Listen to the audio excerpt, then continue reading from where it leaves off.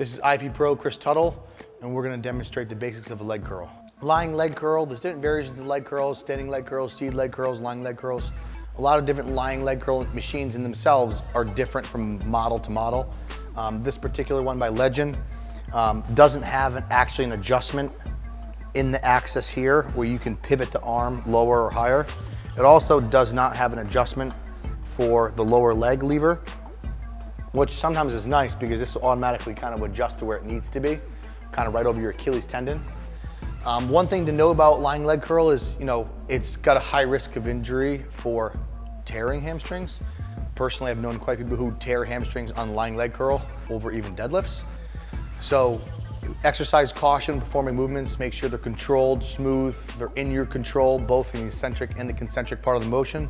Concentric is contraction, eccentric when the muscle's lengthening.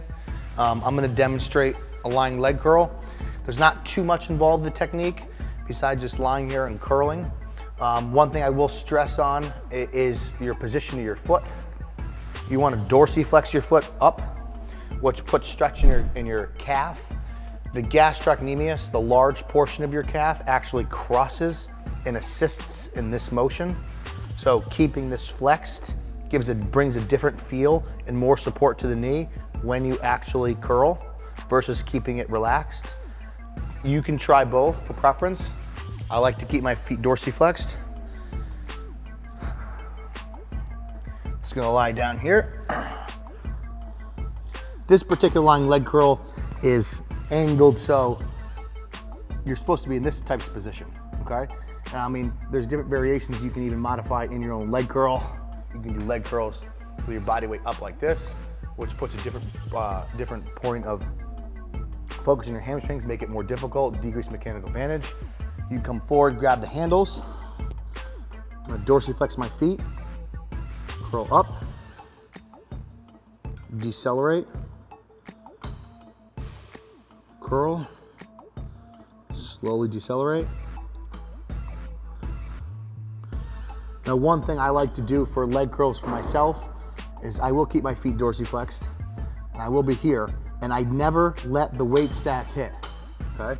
I'll keep my hamstring slightly flexed, so there's a slight bend in my knee, and then I'll curl up and come down, just to the legs at 90 degrees.